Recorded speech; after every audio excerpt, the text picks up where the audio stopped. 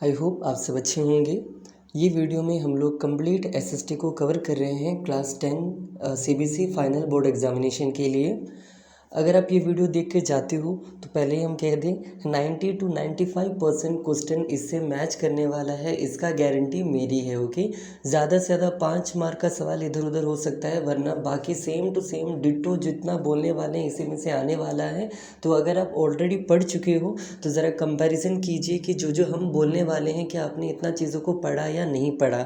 अगर कोई चीज़ नहीं आता है, जो जो हम बोल रहे हैं उसमें से अगर कोई टॉपिक अगर आपको नहीं आता है तो एक बार दोबारा ज़रूर देख लीजिएगा। तो बच्चों, यहाँ पर हमने हिस्ट्री के अलग अलग चैप्टर को बस एक स्पेस लगाकर यहाँ पर लिखा हुआ है। जैसे कि चैप्टर नंबर 1 उसमें से मैंने यहाँ पर 5 पॉइंट्स को लिखा हुआ है, जबकि चैप्टर नंबर 2 से मैंने 9 पॉइंट्स को लिखा है, और चैप्टर नंबर 3 से मैंने 12 पॉइंट्स को यहाँ पर लिखा है, और चैप्टर नंबर 4 से लगभग 8 पॉइंट्स को लिखा है। नेक्स्ट स्लाइड में चैप्टर नंबर 5 को मैंने लिखा हुआ है। एक एक करके देखते हैं जल्दी से, और ज़्यादा डिटेल में हम नहीं बता सकते क्योंकि वरना वीडियो बहुत ही लेंथी हो जाएगा। और ये सारा अगर आपको लेंथी में भी देखने का मन है तो हम कंप्लीट हिस्ट्री वाले जो मेरा वीडियो है फाइनल रे सीरीज़ का, उसका हम लिंक इसके डिस्क्रिप्शन बॉक्स में डाल देंगे। उसी तरह कंप्लीट सिविक्स और कंप्लीट इकोनॉमिक्स का भी मैंने बनाया था, उन सब का लिंक इस वीडियो के डिस्क्रिप्शन बॉक्स में डाल देंगे। आप वहाँ से जाके थोड़ा डिटेल में भी सुन सकते हो। ज़्यादा लेंथी नहीं है, केवल 20 मिनट में 5 चैप्टर, 20 मिनट में 4 चैप्टर, 20 मिनट का होगा मैक्सिमम सारी वीडियोस। ओके, तो वो भी एक बार देख लीजिएगा हो सके तो, क्योंकि कल आप बैठे हुए मतलब कल मतलब जो आज आप ये वीडियो देख रहे हो कल आपका एग्ज़ाम है। आज आप कम से कम ये सारा चीज़ एक बार देख के ज़रूर जाइएगा। एक एक करके जल्दी स्टार्ट करते हैं। पर्सनालिटीज़ में अगर आप आते हो पहले चैप्टर में से, तो फ्रेडरिक सोराक्यू का नाम, ड्यूक मेटरनिक का नाम, नेपोलियन बोनापार्टे का नाम, देन ओटो वॉन बिस्मार्क और गियुसेप मैज़नी, ये 5 नेम्स आपको कम से कम आने चाहिए। होने के लिए तो बहुत सारे नाम हैं, लेकिन अब ये लास्ट स्टेज है तो ये कम से कम 5 नाम आपको आना चाहिए। ओके, नेक्स्ट है treaty of Vienna, second number. Treaty of Vienna 1815 में हुआ था, आपको ये याद होना चाहिए, वेरी इंपॉर्टेंट। इसमें क्या क्या पॉइंट्स का बात हुआ सब आपको पढ़ के मतलब याद होना चाहिए। नेक्स्ट, ट्रीटी ऑफ कॉन्स्टेंटिनोपल, ये भी हुआ था, आपको याद होगा 1832 में, ग्रीस और ऑटोमन एम्पायर के बीच में, तो ये आपको पढ़ना है। नेक्स्ट, यूनिफिकेशन ऑफ जर्मनी या तो यूनिफिकेशन ऑफ इटली, कन्फर्म दोनों में से एक आएगा, ये फुल कंफर्म है गारंटी के साथ। ओके, और एक चीज़ हमने यहाँ लिखा नहीं, हम पहले बता दें, ट्रीटी ऑफ वायना जब आप पढ़ोगे या जब नेपोलियन बोनापार्टे पढ़ोगे, उसमें टॉपिक आता है यूनिफॉर्म सिविल कोड या तो नेपोलियनिक कोड 1804 का, वो तो मस्ट है, वो भी पढ़ लीजिएगा। ओके, उसके बाद अगर आप यहाँ देखोगे एक्ट ऑफ यूनियन 1707, ये ब्रिटेन में लागू किया गया था, ब्रिटेन वालों ने बनाया था, जिसके तहत उन्होंने स्कॉटलैंड को अपने अंदर किया और आगे जाके आयरलैंड को भी अपने अंडर में लिया। तो ये एक्ट ऑफ यूनियन आपके एनसीईआरटी में ये भी पढ़ लीजिएगा। देन बैल्कन क्राइसिस, इस चैप्टर का one of the last topic है बैल्कन क्राइसिस। बेसिकली व्हाट इज बैल्कन, आपको ये रीजन का नाम पढ़ लेना, व्हाट इज बैल्कन रीजन, ये पढ़ लीजिएगा। ओके, इम्पेरियलिज्म मतलब साम्राज्यवाद, जब बिगर कंट्रीज या पावरफुल कंट्री वीकर कंट्री को अगर हराकर उस पर राज करे, इसको इम्पेरियलिज्म कहते हैं, हिंदी में साम्राज्यवाद, तो ये पढ़ लीजिएगा। नेक्स्ट, न्यू वर्ड्स, इस चैप्टर में कुछ न्यू वर्ड्स है, जैसे कि ज़ोल्वेरिन क्या है। नेक्स्ट, इस चैप्टर में कुछ न्यू वर्ड्स है, जैसे कि ज़ोल्वेरिन क्या है, एली क्या है, और भी कुछ न्यू वर्ड्स होंगे, जैसे कि उटोपियन विजन क्या है, फिर एब्सोल्यूटिज्म क्या है।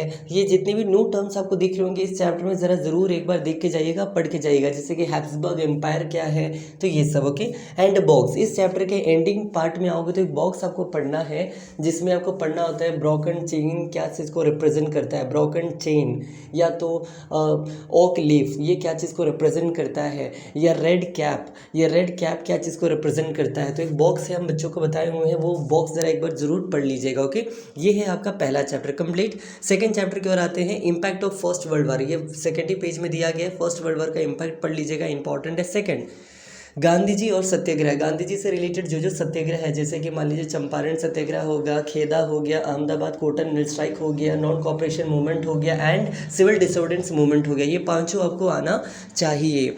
नेक्स्ट, रॉलेट एक्ट, इसके अलावा जालियनवाला बाग, इन दोनों में से कोई एक आने की बहुत ज़्यादा संभावना है, या तो रॉलेट एक्ट या तो जालियनवाला बाग। इसी तरह एनसीएम एंड सीडीएम, इन दोनों में से कोई एक आने की संभावना बहुत ही ज़्यादा है, या तो नॉन कॉपरेशन मूवमेंट 1920 का, या तो 1930 का CDM, civil disobedience movement. Okay, role of woman, woman का क्या रोल था सीडीएम में, पीजेंट का क्या रोल था, या इंडस्ट्रियलिस्ट का क्या रोल था, या स्टूडेंट का क्या रोल था, या कंट्री साइड मतलब देश के लोगों का क्या रिस्पॉन्स था। तो इस तरह का एक टॉपिक है तो आपको ये भी पढ़ के जाना है। रोल ऑफ, कोई भी एक का पूछ देगा, रोल ऑफ वुमन पूछ देगा, या रोल ऑफ पुअर पेजेंट्स पूछ देगा, या रोल ऑफ रिच ज़मींदार जो है उनका पूछ लेगा, या रोल ऑफ इंडस्ट्रियलिस्ट पूछ देगा, बिग बिजनेसमैन पूछ देगा, कुछ भी आएगा लेकिन आ सकता है। तो रोल आपको पढ़ के जाना है। नेक्स्ट है पर्सनैलिटीज़। याद कीजिए इस चैप्टर कुछ आपको नाम पढ़ना है, जैसे कि बाबा रामचंद्र, जैसे कि अल्लूरी सीतारामा राजू जो कि गुंडम हिल्स में रहते थे आंध्र प्रदेश में, और कहते थे कि इनके पास, ये खुद कहते थे मेरे पास दैविक शक्ति है, तो जो भी है तो इनका नाम पढ़ लीजिएगा। CR दास, जिसको आपने पढ़ा था स्वराज पार्टी नाम का एक पार्टी बनाया था 1923 में, तो इनका नाम पढ़ लीजिएगा। तो ये कुछ नाम है जो को आपको पढ़ना है, यूनिक नेम्स। ओके, नेक्स्ट इस चैप्टर का सबसे एंडिंग पोर्शन में आपको एक टॉपिक आता है जिसका नाम है, ये point number 8, sense of collective belonging. आपको ये टॉपिक कंफर्म पढ़ के जाना है, क्योंकि इसमें भारत माता का एक तस्वीर के बारे में आपको पढ़ना है जो कि अवनींद्रनाथ टैगोर द्वारा बनाया गया था। देन क्विट इंडिया मूवमेंट का एक छोटा सा एक टॉपिक दिया एक बॉक्स के अंदर, जिसमें गांधी जी ने नारा दिया था डू और डाई का। और फ्लैग एवोल्यूशन, भारत का तिरंगा टाइम टू टाइम चेंज हुआ है, उसके बारे में भी दिया गया कि पहले रंग क्या था, फिर रंग क्या बना, तो वो एक टॉपिक है, वो पढ़ लीजिएगा। मतलब ये सेंस ऑफ कलेक्टिव बिलोंगिंग नाम का टॉपिक एक बार ज़रूर पढ़ के जाइएगा। एंड द लास्ट थिंग, इस चैप्टर में से मैपिंग आ रहा है जो कि 9 मैपिंग है। 3 आपको पढ़ना है कांग्रेस सेक्शन, और बाकी 6 पढ़ना है आपको मेजर प्लेसेस, जैसे कि दांडी को मार करो, अमृतसर को मार करो जहाँ पर जालियनवाला बाग हुआ था, या मान लीजिए और भी अगर आप नाम पूछोगे, चौरी चौरा इंसिडेंट जो है उसको मार करके दिखाओ, या लखनऊ पैक्ट जहाँ हुआ, सॉरी लखनऊ कांग्रेस सेक्शन जो हुआ था उसको मार करने के लिए पूछ देगा, मद्रास कांग्रेस सेक्शन मार करने के लिए पूछ देगा, या खेदा मूवमेंट कहाँ हुआ था, या दांडी मार्च कहाँ हुआ था, या मतलब ये जो मैपिंग हम अभी आपको लास्ट में एक साथ फिर से बता देंगे। इवन मैंने पूरा जो मैपिंग है 75 मैपिंग, उसका भी मैंने एक वीडियो बनाया हुआ है, आप वो भी देख सकते हो, हम उसका लिंक भी इसमें डाल देंगे। जो जो इंपॉर्टेंट लिंक्स रह गए कल के एग्जाम के लिए, वो सारा लिंक हम आपको इस वीडियो के डिस्क्रिप्शन बॉक्स में डाल देंगे, आप वहां से चेकआउट कर सकते हो। कि नेक्स्ट आते हैं चैप्टर नंबर 3 में। सबसे पहला तो सिल्क रूट क्या है पढ़ लीजिएगा इस चैप्टर में, सिल्क रूट के बारे में। देन यहाँ पर आपको तो स्पैगेटी के बारे में पढ़ लीजिएगा। आयरलैंड में क्या हुआ था आपको पढ़ना है। याद कीजिए आयरलैंड में होता क्या था, लोगों को लगता था कि वो बस आलू खाते हैं, और जब आलू का कमी हुआ due to shortage of potatoes, लोग क्या होने लगे, स्टारवेशन के कारण मरने लगे, मतलब भूख से मरने लगे, जबकि उनके पास खाने के लिए सामान था, फिर भी उनको लगता था कि वो केवल आलू खाते हैं, पोटैटोस। ओके, तो ये कहानी पढ़ लीजिएगा। स्मॉल पॉक्स, ये एक ऐसी बीमारी है जो कि स्पेनिश वालों ने कहाँ फैलाया था, साउथ अमेरिका में फैलाया था, जिससे वहाँ के लोग मरने लगे थे, स्मॉल पॉक्स। ओके, उसी तरह नेक्स्ट है कॉर्न लॉ। ये कानून इंपॉर्टेंट है, वेरी इंपॉर्टेंट, आपके एनसीईआरटी में एक बार पढ़ लीजिए, हमने ऑलरेडी ये सब कवर किया है। ओके, वो वीडियो जाके आप देख सकते हो डिस्क्रिप्शन बॉक्स से।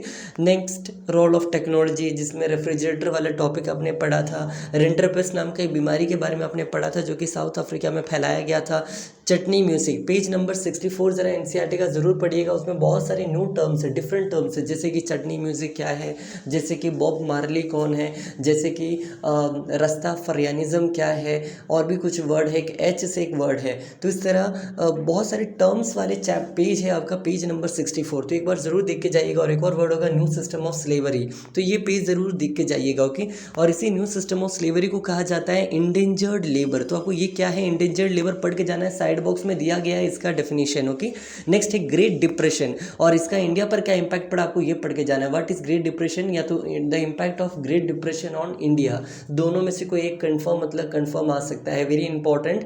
तो प्लीज़ ये ग्रेट डिप्रेशन पढ़ के जाइएगा, इसका इंडिया पर क्या असर पड़ा वो पढ़ के जाइएगा। और तीसरा ब्रेटन वुड्स इंस्टीट्यूशन, ये भी आपके इस चैप्टर का सबसे एंडिंग टॉपिक में आता है, ब्रेटन वुड्स इंस्टीट्यूशन, ये तो ज़रूर आपको पढ़ के जाना है। इस चैप्टर में कुछ आपको पर्सनैलिटीज़ का नाम पढ़ना है, जैसे कि हम कुछ नाम बताते हैं, VS नाइपॉल, चंद्र जो भी है चंद्रपॉल, देन और भी थे जैसे कि शिव नारायण चंद्रपॉल उनका नाम था, फिर कोई आर से कोई नाम है सरवान, राम नरेश सरवान, और भी है शिकारीपुरी श्रॉफ, और भी था जैसे कि एक क्लास नाम बताते हैं आपको, हाँ नट्टुकुट्टाई चेट्टियार। तो ये सब इंपॉर्टेंट नेम से पढ़ लीजिएगा, ये सब कौन थे क्या थे जो भी एक बार ये पढ़ लीजिएगा। Okay, after that last 4th chapter में आते हैं जिसका मैं आपको पढ़ना था। सबसे पहले एक टर्म जिसका नाम है प्रोटो इंडस्ट्रियलाइजेशन, ये टर्म पढ़ लीजिएगा।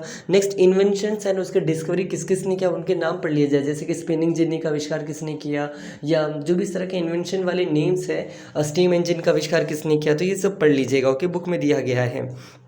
तीसरा वही पर्सनालिटीज़ जो बोले इन्वेंशंस वाले, वो पढ़ लीजिएगा।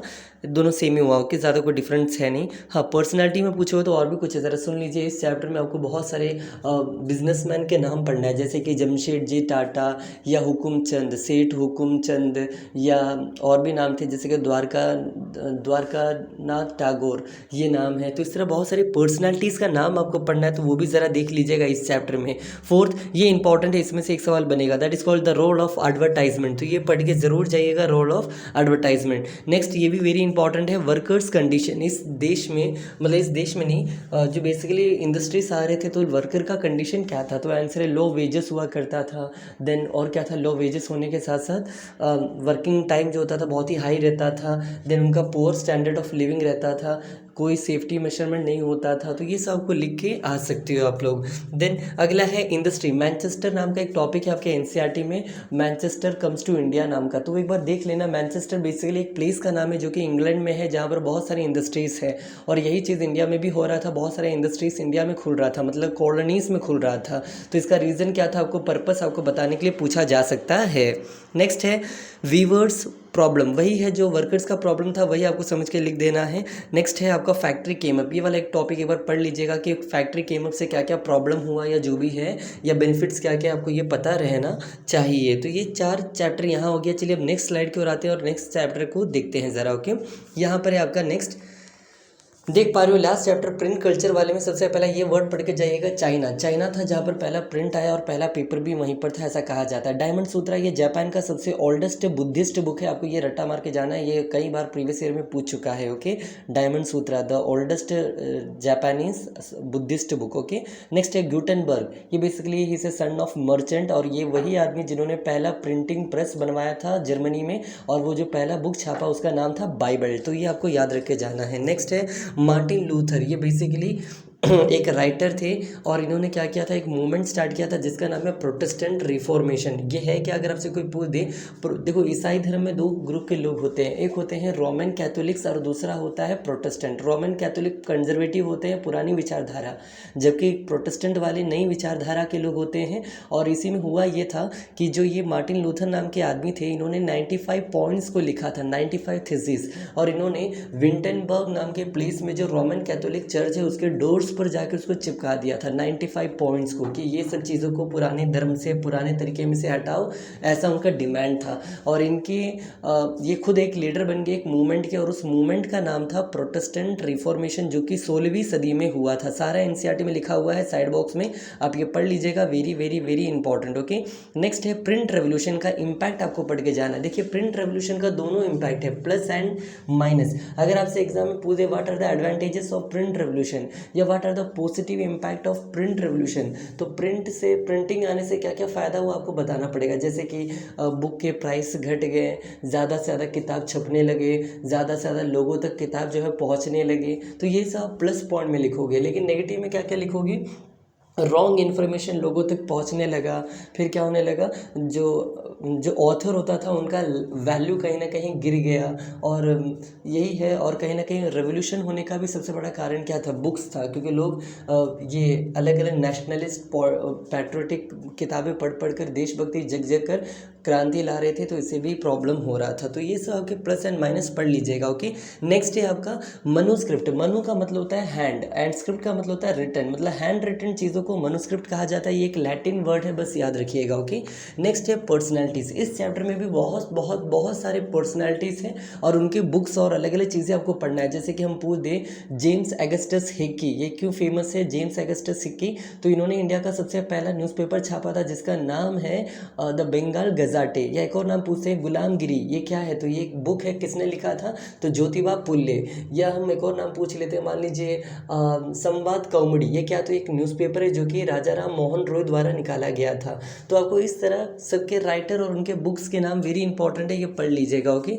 उसके बाद देख सकते हैं वर्नाकुलर प्रेस एक्ट। इस चैप्टर के सबसे लास्ट पेज में है वर्नाकुलर प्रेस एक्ट, जो कि वेरी वेरी वेरी इंपॉर्टेंट है, आपको ये पढ़ के जाना है। What is called vernacular press act, basically क्या था, जो इंडियन, वर्नाकुलर का मतलब होता है लोकल, और प्रेस एक्ट मतलब जो प्रेस मीडिया पर लगता है उस रोक को कहते हैं। मीडिया का मतलब न्यूज़पेपर, ओके। उस टाइम में कोई टेलीविज़न था नहीं उतना, तो पॉइंट ये है कि अगर कोई लोकल न्यूज़पेपर ब्रिटिश गवर्नमेंट के खिलाफ छापेगी तो उस न्यूज़पेपर को बैन करने का एक पावर, या तो इस तरह कह लीजिए to limit the power of local medias, local newspaper या तो vernacular newspaper, the act was a new act was enacted and that act is known as vernacular press act. तो ये आपको याद रहना चाहिए। और इस चैप्टर में बहुत सारे न्यू वर्ड से भरा पड़ा है, जैसे कि कैलीग्राफी क्या है, ये क्या है, वो क्या है। तो आपको ये जितने भी साइड बॉक्सेस एक बार ज़रूर पढ़ लीजिएगा, ज़रूर पढ़ लीजिएगा। ओके, और इस तरह हिस्ट्री आपका यहाँ पर कंप्लीट होता है। चलिए अब जियोग्राफी की ओर बढ़ते हैं। मैंने जियोग्राफी का कोई स्पेशल वीडियो नहीं डाला है अलग से,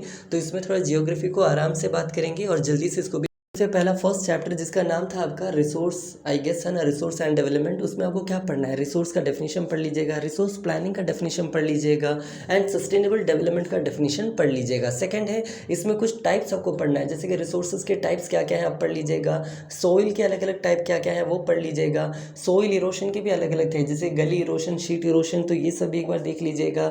एंड लैंड, अलग अलग लैंड पैटर्न होता था, आपने पढ़ा होगा लैंड का, जैसे कि बैरन लैंड, वेस्ट लैंड, ये लैंड, वो लैंड, तो आपको ये एक बार देख लेना है। ओके, नेक्स्ट है कंजर्वेशन एंड डिग्रेडेशन, कैसे कैसे हम लोग लैंड को बचा सकते हैं, कैसे कैसे सॉइल को बचा सकते हैं या बर्बाद कर सकते हैं, या कैसे कैसे वाटर बर्बाद होता है या वाटर बचता है। ये आपको चैप्टर 3 में पढ़ना है, वाटर रिसोर्स में। मैंने बस यहाँ पर इसीलिए लिख दिया क्योंकि कंजर्वेशन डिग्रेडेशन ये वर्ड याद रखिएगा, कन्फर्म इससे सवाल बनेगा। जैसे कि अगले चैप्टर में जब आओगे, second chapter of geography, forest and wild life, वहाँ भी पूछा जाता है कि वाइल्ड लाइफ कैसे कैसे बर्बाद हो रहा है और वाइल्ड लाइफ या तो फॉरेस्ट को कैसे कैसे प्रोटेक्ट किया जा सकता है, मतलब कंजर्व किया जा सकता है।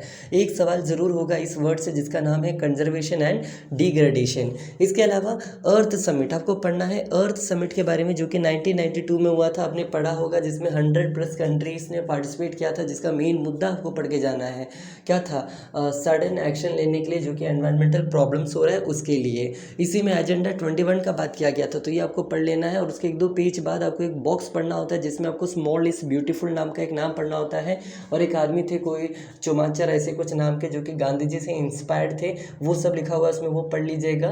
तो ये कर लीजिएगा। ओके, बैंगटन कॉन्फ्रेंस से कॉन्फ्रेंस भी हुआ था, तो वो सब नाम पढ़ लीजिएगा, वो बॉक्स पढ़ लीजिएगा, हम आपको ये कहना चाहते हैं।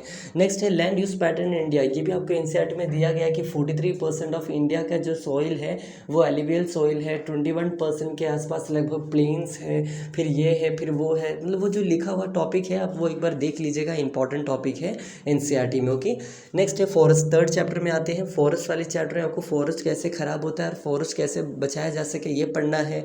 Types and distribution, page number 19 जरा एक बार खोल के पढ़ लीजिएगा, इंपॉर्टेंट है, ये पढ़ लीजिएगा। फिर बायोडाइवर्सिटी, पहले पेज में ही नीचे में बॉक्स में दिया गया है व्हाट इज कॉल्ड बायोडाइवर्सिटी या तो डाइवर्सिटी, ये पढ़ लीजिएगा। IUCN, international union for conservation of nature and natural resource, ये आपके एनसीईआरटी में दिया गया है पेज नंबर 2 में। इनके द्वारा ही क्या किया जाता है, स्पीशीज़ को अलग अलग कैटेगरी में रखा जाता है, जैसे कि एंडेमिक स्पीशीज़ या पैंडेमिक स्पीशीज़ या रेयर स्पीशीज़ या वनरेबल स्पीशीज़ या तो एक्सटेंड स्पीशीज़ या तो एंडेंजर्ड स्पीशीज़ या तो थ्रेटन्ड स्पीशीज़। तो ये जो स्पीशीज़ है या नॉर्मल स्पीशीज़, रेयर स्पीशीज़, तो ये आपके बुक में बहुत सारा दिया गया है, तो आपको ये सारा टर्म्स पढ़कर जाना है। प्रोजेक्ट टाइगर आपको पढ़ना है जो कि 1973 1 अप्रैल को भारत में लॉन्च किया गया था। रीज़न क्या था, टाइगर को प्रोटेक्ट करने के लिए, और इसके तहत भारत का न्यू नेशनल एनिमल क्या बन गया, टाइगर बन गया। उससे पहले क्या था, लायन था। तो ये सब आपको बात पता रहना चाहिए। अभी जो आप देख रहे हो इन तीनों में से एक वर्ड कंफर्म मतलब कंफर्म आएगा, चाहे वो बीच बचाओ आंदोलन से पूछेगा, चाहे वो चिपको मूवमेंट पूछेगा, चाहे वो नवदन्या पूछेगा, लेकिन पूछेगा, इन तीनों में से एक ज़रूर पूछेगा। और एक टर्म हम यहाँ लिखना भूल गए, इसी के बाद इसी पेज में एक और टर्म होगा JFM, joint forest management, very very very important, joint forest management, point number 7 लिखकर याद कर लीजिएगा। ओके, ये भी हो गया। आगे बढ़ते हैं फोर्थ चैप्टर जिसका नाम था, third chapter rain water harvesting, क्या आपको पढ़ के जाना है, what is called rain water harvesting, definition पढ़ लीजिएगा। सेकंड डैम्स या तो मल्टीपर्पस प्रोजेक्ट जो भी कहा जाता है, इसके एडवांटेजेस और डिसएडवांटेजेस पढ़ लीजिएगा, मल्टीपर्पस प्रोजेक्ट। ओके, नेक्स्ट है कंजर्वेशन एंड डिग्रेडेशन, कौन सा, वही वाटर का। फोर्थ न्यू टर्म्स, इस चैप्टर में बहुत सारे न्यू टर्म्स है, जैसे कि पालर पानी, और जैसे कि अलग अलग प्लेसेस में, राजस्थान के इस एरिया में, राजस्थान को उस एरिया में, ये जो आपके वाटर कंजर्वेशन है इसको अलग अलग नाम से बुलाया जाता है, तो वो नाम आपको पढ़ के जाना है कि किस एरिया में कौन से नाम से बुलाया जाता है। मैप्स कंफर्म आ रहे हैं, आपको याद होगा सलाल डैम कहाँ है, नागार्जुना सागर कहाँ है, तुंगभद्रा कहाँ है, हीराकुड डैम कहाँ है, तहेरी डैम कहाँ है, तो ये सब आपको याद रहना चाहिए, मैपिंग आ सकता है। ओके, नेक्स्ट है नर्मदा बचाओ आंदोलन। इस चैप्टर में आपको पढ़ना है टॉपिक, तो आपको ये भी नाम पढ़ के जाना है कि नर्मदा बचाओ आंदोलन क्या है, इससे रिलेटेड जो भी टॉपिक वो एनसीईआरटी में दिया आपको ये पढ़ के जाना है, तो ये भी हो जाएगा। इसके बाद नेक्स्ट है एग्रीकल्चर नाम का चैप्टर। तो चलिए अब नेक्स्ट, तो एग्रीकल्चर में अगर आप आते हो तो टाइप्स ऑफ फार्मिंग हमको पढ़ना होता है। टाइप्स ऑफ फार्मिंग में आपने पढ़ा होगा प्लांटेशन क्रॉप होता है, जिसको कमर्शियल के अंदर आता है, वो कमर्शियल फार्मिंग के अंदर, फिर इंटेंसिव फार्मिंग होता है और एक होता है प्रिमिटिव सब्सिस्टेंस फार्मिंग। तो दो तरह का सब्सिस्टेंस फार्मिंग होता है, प्रिमिटिव सब्सिस्टेंस फार्मिंग और इंटेंसिव सब्सिस्टेंस फार्मिंग, दोनों में डिफरेंस आपको आना चाहिए। एक और बात, प्रिमिटिव सब्सिस्टेंस फार्मिंग को ही शिफ्टिंग कल्टीवेशन या जूम कल्टीवेशन या स्लैश एंड बर्निंग कल्टीवेशन या उसी को अलग अलग नाम से बुलाया जाता है, अलग अलग कंट्रीज़ में वो पहले पेज में ही दिया गया, तो एक बार आप वो ज़रूर देख लीजिएगा। ओके, जूम कल्टीवेशन के बारे में पढ़ लीजिएगा। नेक्स्ट है इस चैप्टर का most important, one of the most important, वो है क्रॉपिंग सीजन। आपने पढ़ा होगा खरीफ, ज़ैद और आपका रबी क्रॉप, इन तीनों का डिफरेंस आपको लिखना आना चाहिए। देन मेजर क्रॉप्स, आपको पता होगा बेसिकली इस चैप्टर में आपको 10 से 12 मेजर क्रॉप्स के नाम पढ़ना है, जैसे कि rice, wheat, tea, coffee, sugar cane, और भी है रबर, फाइबर क्रॉप्स जैसे कि जूट, तो ये सब आपको बहुत सारे पढ़ना था, तो इसमें से कंफर्म एक आपसे पूछा जाएगा। या मेज़, सीरियल क्रॉप्स कहते हो, फिर लेगुमिनस क्रॉप, क्या क्या दिया गया था, कुछ भी आ सकता है, पल्सस वर्ल्सस। ओके, पढ़ लीजिएगा। नेक्स्ट है टेक्नोलॉजिकल एंड इंस्टीट्यूशनल रिफॉर्म, ये वही टॉपिक है जिसमें आपको ग्रीन रेवोल्यूशन के बारे में पढ़ाया जाता है, HYV सीड के बारे में बताया जाता है, देन वेदर टेलीकास्टिंग के बारे में पढ़ाया जाता है, तो ये वाला टॉपिक एक बार देख लीजिएगा। Food security in India, food security का मीनिंग बता दीजिएगा कि जब खाना आपके लिए अफोर्डेबल हो, एक्सेसिबल हो और अवेलेबल हो, उसको कहते हैं फूड सिक्योरिटी। ज़रा दोबारा सुनिए, when the food is available, food is affordable and food is available, accessible also, available क्या बोले, अवेलेबल, अफोर्डेबल, एक्सेसिबल, ये तीनों जब हो तो उसको आप लोग कहते हो फूड सिक्योरिटी, तो ये भी कर लीजिएगा। एंड द लास्ट वन इस चैप्टर से भी क्या आ रहा है, मैप आ रहा है, आपको याद होगा एग्रीकल्चर में से, जैसे कि मेजर पूछ देगा, शुगर केन सबसे ज़्यादा कहाँ होता है, मार्क करो, यूपी, जूट सबसे ज़्यादा कहाँ होता है, वेस्ट बंगाल, मार्क करो, तो आपको ये मार्क करना आना चाहिए। तो इस तरह ये चैप्टर भी हो गया। नेक्स्ट चैप्टर मिनरल्स वाला चैप्टर है, ज़रा देखिएगा, इसमें बहुत ही सिंपल लॉजिक है। अगर आप मिनरल्स वाला चैप्टर पढ़ते हो तो केवल 2 टर्म आपको पढ़ना है, एक है मिनरल, एक है एनर्जी। या तो मिनरल्स के टाइप पूछेंगे, या तो एनर्जी रिसोर्स के टाइप पूछेंगे, या तो फिर मिनरल्स के कंजर्वेशन कैसे किया जाए ये पूछेगा, या तो एनर्जी रिसोर्स का कैसे कंजर्व किया जाए ये पूछेगा। तो यही 2 टॉपिक है इसके अंदर। और एक और है मैपिंग, इस चैप्टर में एक मैपिंग आ रहा है जिसमें हम आपको पढ़ाए थे CIOP, एक ट्रिक बताए थे, 4 कोल माइनिंग सेंटर के नाम पढ़ना है, 5 आयरन माइनिंग पढ़ना है, 6 आपको ऑयल फील्ड पढ़ना है और 7 आपको थर्मल पावर प्लांट पढ़ना है। तो ये मैपिंग का टॉपिक है, वो उसका वीडियो का लिंक डाल देंगे, देख लीजिएगा, इंपॉर्टेंट है। तो यही है बस, इस चैप्टर में बहुत ही आसान है, मिनरल और एनर्जी रिसोर्स के टाइप्स और कंजर्वेशन पढ़ लीजिएगा। नेक्स्ट चैप्टर मैन्युफैक्चरिंग इंडस्ट्री वाले में अगर आप आते हो, सबसे पहले तो व्हाट इज़ मैन्युफैक्चरिंग का डेफिनेशन पढ़ लीजिएगा, देन इंपॉर्टेंस ऑफ मैन्युफैक्चरिंग पढ़ लीजिएगा, देन इंडस्ट्रियल लोकेशन, कहीं भी अगर आप एक इंडस्ट्री खोल रहे हो तो उसमें क्या क्या चीज़ों का ध्यान रखते हो, वहाँ पर खोलने से पहले ये पूछा जा सकता है, तो ये पढ़ लीजिएगा। देन इंडस्ट्रियल पोल्यूशन, ये सबसे लास्ट में आता है कि इंडस्ट्री से किस किस टाइप का पोल्यूशन मतलब होता है, जैसे कि soil pollution, water pollution, air pollution, तो आपको ये पढ़ना था, ये पढ़ लीजिएगा। और एनवायरनमेंट जो है, इसको कैसे कैसे बचाया जा सके और कैसे कैसे एनवायरनमेंट ख़राब होता है, ये टॉपिक भी दिया गया, तो आपको ये भी पढ़ना है। और टाइप्स ऑफ इंडस्ट्री भी आपको पढ़ना है, मतलब मैन्युफैक्चरिंग इंडस्ट्री 2 ही पढ़ना है, एक एग्रो बेस्ड इंडस्ट्री और एक है मिनरल बेस्ड इंडस्ट्री, और उसमें भी सब नहीं पढ़ना है, वो सिलेबस ज़रा देख लीजिएगा, वरना चलिए एक मिनट हम आपको दिखा भी देते हैं सिलेबस में क्या क्या है, अगर आप पूछेंगे तो इस चैप्टर के सिलेबस में ज़रा जल्दी से अगर खुल जाता तो बता देते हैं आपको, एक मिनट आ जाए बस। हाँ, ये देखिएगा, हम आपको ज़रा ज्योग्राफी में आते हैं और ये चैप्टर को ज़रा दिखाते हैं, खुद देख के समझ लीजिए कि कितना आ रहा है कितना नहीं आ रहा है। ये रहा मिनरल्स नाम के बाद ये manufacturing industry, agro based industry में जो कॉटन वाला टॉपिक है, जूट वाला टॉपिक है, शुगर के ये नहीं आ रहा है, शुगर इंडस्ट्री। और मिनरल वाले में आपका आयरन एंड स्टील और सीमेंट वाला नहीं आ रहा है, बाकी जितना भी है इसमें ये आ रहा है, मतलब पहला 1-2 पेज और आखिरी के 2-3 पेज। ओके, बस इतना ही आ रहा है मैन्युफैक्चरिंग इंडस्ट्री वाले चैप्टर में से।